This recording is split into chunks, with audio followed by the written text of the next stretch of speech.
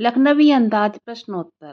लेखक को नवाब साहब के किन हाव भावों से महसूस हुआ कि वे उनसे बातचीत करने के लिए तनिक भी उत्सुक नहीं है। इस प्रश्न का उत्तर है बच्चों, भीड़ से बचकर यात्रा करने के उद्देश्य से जब लेखक सेकंड क्लास के डिब्बे में चढ़ा तो देखा उसमें एक नवाब साहब पहले से बैठे थे। लेखक को देखकर नवाब साहब के चिंतन में व्यवधान पड़ा, जिससे उनके चेहरे पर व्यवधान के भाव उभर आए। नवाब साहब की आंखों में असंतोष का भाव उभर आया।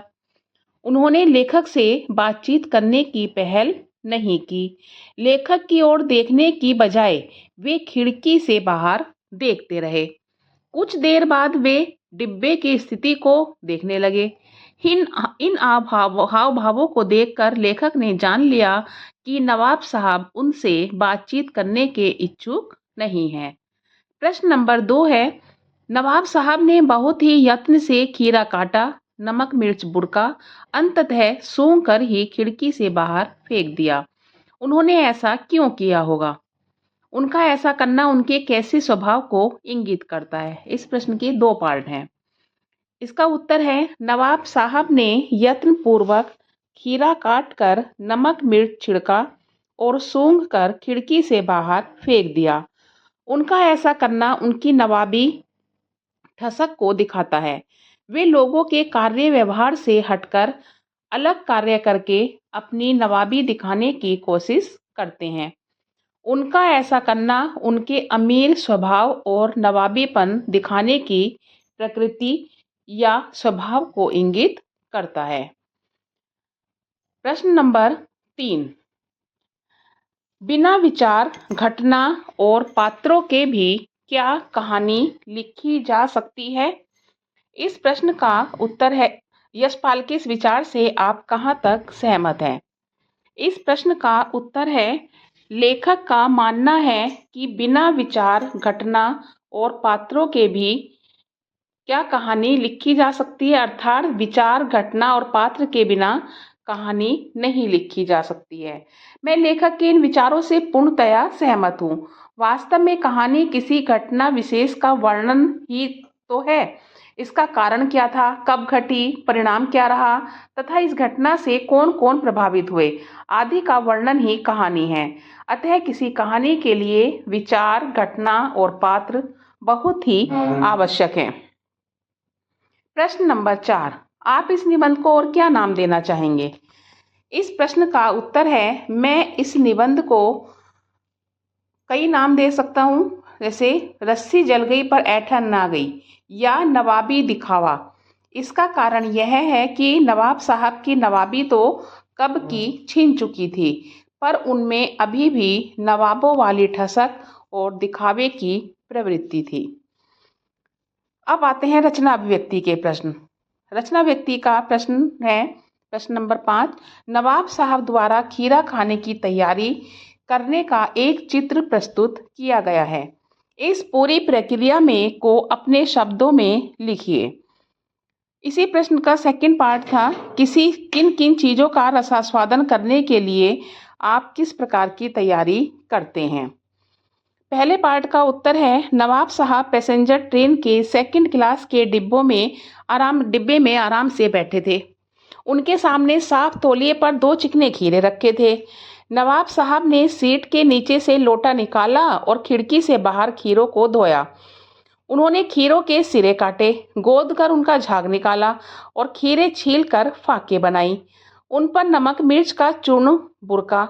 जब फाके पनियाने लगी यानी पानी भीगने लगी तो उन्होंने एक फाक उठाई, मुंह तक ले गए, सूंघा और खिड़की से बाहर फेंक दिया। ऐसा करते हुए उन्होंने सभी फाके फेंक कर डकार ली। प्रश्न नंबर 6, खीरे के संबंध में नवाब साहब के व्यवहार को उनकी सनक कहा जा सकता है। आपने नवाबों की और भी सनकों और शौक के बारे में पढ़ा होगा, किसी एक के बारे में लिखिए। उत्तर, नवाबों की सनक और शौक यह रही है कि वे अपनी वस्तु, हैसियत आदि को बढ़ा चढ़ा कर दिखाते हैं और बताते भी हैं। वे बात बात में दिखावा करते थे। एक बार लखनऊ के ही नवाब, जो प्रातःकाल किसी पार्क में भ्रमण करने के शौकीन थे, प्रतिदिन पार्क में आया करते थे। एक दिन एक साधारण सा दिखने वाला व्यक्ति वहीं भ्रमण करने आ गया। उसने नवाब साहब को सलाम ठोका और पूछा, नवाब साहब क्या खा रहे हैं? नवाब साहब ने गर्व से उत्तर दिया, बादाम। नवाब साहब ने जेब में हाथ डालकर अभी निकाला ही था कि उनका पैर मुड़ा और वे गिर गए। उनके हाथ से खाने का सामान बिखर गया। उस व्यक्ति ने देखा कि खाने के बिखरे सामान में एक भी बादाम नहीं था, सारी मूंगफलियां थीं। अब नवाब साहब का चेहरा देखने लायक था। कुल मिला के नवाब साहब अपनी बातों को बढ़ा चढ़ा कर बताते हैं। प्रश्न नंबर 7, क्या सनक का कोई सकारात्मक रूप हो सकता है? यदि हाँ, तो ऐसी सनकों का उल्लेख कीजिए। इस प्रश्न का उत्तर है हाँ, सनक का सकारात्मक रूप भी होता है। प्रसिद्ध व्यक्तियों, वैज्ञानिकों की सफलता के पीछे उनकी सनक ही होती है। वे अपनी सनक के कारण ही अपना लक्ष्य पाए बिना नहीं रुकते हैं। बिहार के दशरथ मांझी ने अपनी सनक के कारण ही पहाड़ काट कर ऐसा रास्ता बना दिया जिससे वजीरगंज अस्पताल की दूरी सिमट कर 1/4 रह गई। अपनी सनक के कारण वे भारतीय माउंटेन मैन के नाम से जाने जाते हैं। हमारे स्वाधीनता सेनानियों को भी सनक थी अपने देश को आजाद कराने की। अन्य महत्वपूर्ण परीक्षा के लिए उपयोगी प्रश्न कुछ इस तरह से हो सकते हैं। जैसे पहला प्रश्न, लखनवी अंदाज नामक व्यंग्य का क्या संदेश है, यानी कि क्या संदेश दिया गया है इस पाठ के माध्यम से। लखनवी अंदाज नामक व्यंग्य में लेखक कहना चाहता है कि जीवन में स्थूल और सूक्ष्म दोनों का महत्व है। केवल गंध और स्वाद के सहारे पेट नहीं भरा जा सकता। जो लोग इस तरह पेट भरने और संतुष्ट होने का दिखावा करते हैं वे ढोंगी हैं, अवास्तविक हैं। इस व्यंग्य का दूसरा संदेश यह है कि कहानी के लिए कोई न कोई घटना, पात्र और विचार अवश्य चाहिए। बिना घटना और पात्र के कहानी लिखना निरर्थक होगा। प्रश्न नंबर 2, लखनवी अंदाज शीर्षक के औचित्य पर प्रकाश डालिए।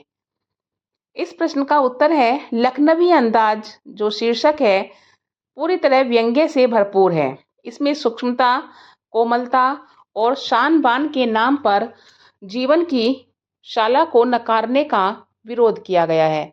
लेखक कहना चाहता है कि ये लखनवी नवाब खीरे के भोग के नाम पर केवल उसकी गंध और स्वाद लेते हैं। वे इसी में अपनी शान और विशिष्टता मानते हैं, परंतु उनका यह अंदाज अशरीरी, अवास्तविक है और जीवन विरोधी है।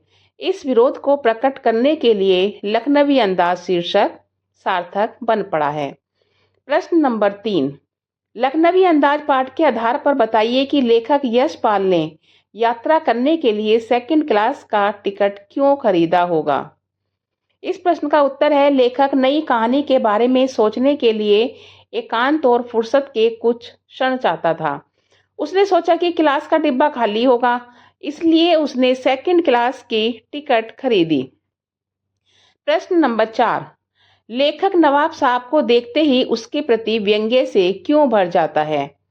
इस प्रश्न का उत्तर है लेखक के मन में लखनवी नवाबों के प्रति पूर्व धारणा हो सकती है कि वे अपनी आन बान शान को बहुत महत्व देते हैं। वे हर चीज में नजाकत दिखाते हैं तथा स्वयं को औरों से अधिक शिष्ट, शालीन और कुलीन सिद्ध करना चाहते हैं। इस धारणा के कारण उसे नवाब के हर कार्य में नवाबी शान दिखाई दी। उसे नहीं पता कि नवाब साहब सेकंड क्लास में यात्रा क्यों कर रहे हैं, फिर भी वह उसमें खोट देखता है।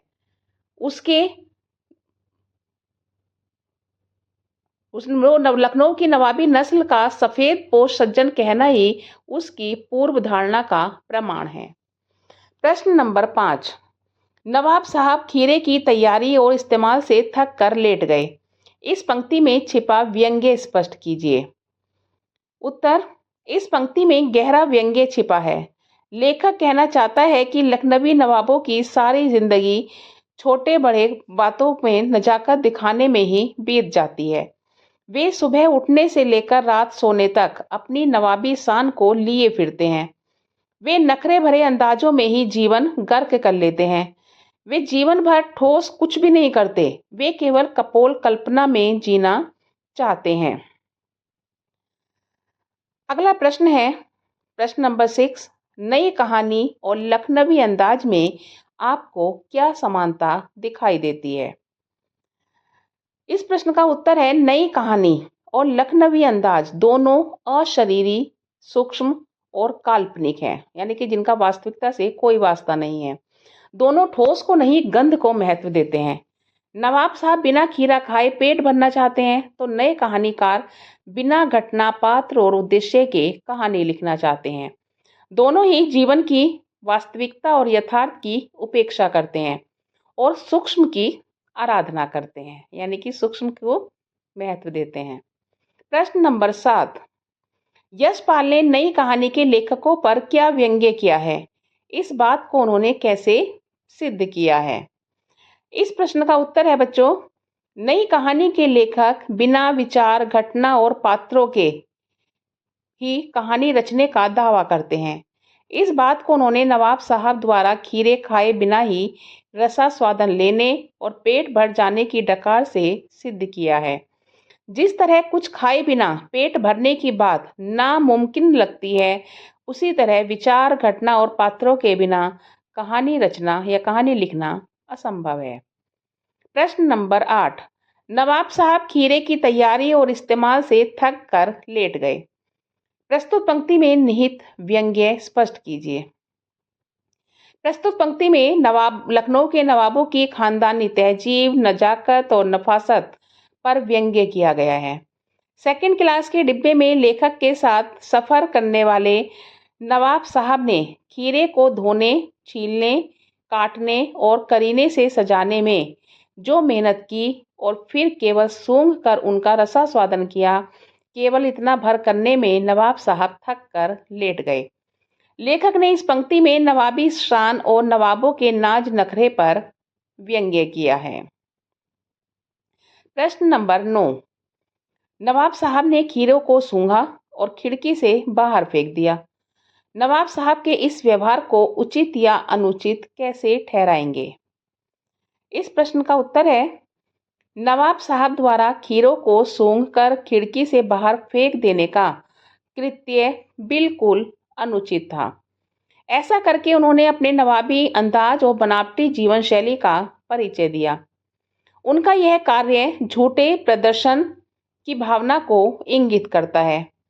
खीरों को बाहर फेंकने की बजाय वे यदि खीरे किसी भूखे को दे देते, तो इससे उनकी नफासत व नजाकत भी रह जाती और दरिया दिली का भी प्रदर्शन हो जाता। प्रश्न नंबर 10, लखनवी अंदाज को रोचक कहानी बनाने वाली कोई 2 बातें लिखिए, यानी कि जो इस कहानी को रोचक बनाती हैं। इस प्रश्न का उत्तर है, लेखक द्वारा नवाब साहब को लखनऊ की नवाबी नस्ल का सफेद पोश आदमी कहना तथा नवाब साहब के खीरे धोने, छीलने, काटने, सजाने आदि का सूक्ष्म वर्णन और नवाब साहब के खीरों की फांकों को सूंघकर खिड़की से बाहर फेंक देने का वर्णन लखनवी अंदाज को रोचक कहानी बनाने वाली 2 बातें हैं। ये दोनों बातें न केवल कहानी को मनोरंजक बनाती हैं, बल्कि पाठक को सोचने पर भी विवश करती हैं। प्रश्न नंबर 11, लेखक ने नई कहानी का लेखक किसे कहा है और क्यों? लेखक ने लखनवी नवाब जैसों को नई कहानी का लेखक कहा है। लेखक के अनुसार नई कहानी के लेखक भी एब्स्ट्रैक्ट यानी सूक्ष्म कहानी लिखने की वकालत करते हैं। वे बिना घटना, बिना पात्र और बिना विचार के कहानी लिखने की बात करते हैं। यह बात जितनी संभव है, उतना ही यह संभव है कि बिना खीर खाए स्वाद सुगंध से पेट भरना। इसलिए इन दोनों पर व्यंग्य करने के लिए लेखक ने नवाब को नई कहानी का लेखक कहा है। इसके अलावा अन्य परीक्षा उपयोगी भी प्रश्न हो सकते हैं। इन प्रश्नों के उत्तर इतने आप आंसर पढ़ने के बाद आप खुद भी लिख सकते हैं। अगर नहीं लिखा जाता तो कमेंट बॉक्स में लिख कर पूछ सकते हैं। नवाब साहब नजाकत, नफासत और तहजीब के धनी थे, सिद्ध कीजिए। आपके विचार से नवाब साहब और लेखक में से कौन अधिक मिलनसार है और क्यों? खुद सोचकर बता सकते हैं। लखनऊ के नवाबों की विशेषताएं बताइए। और प्रश्न नंबर 4, नवाब साहब ने गर्व से गुलाबी आंखों द्वारा लेखक की तरफ क्यों देखा? धन्यवाद।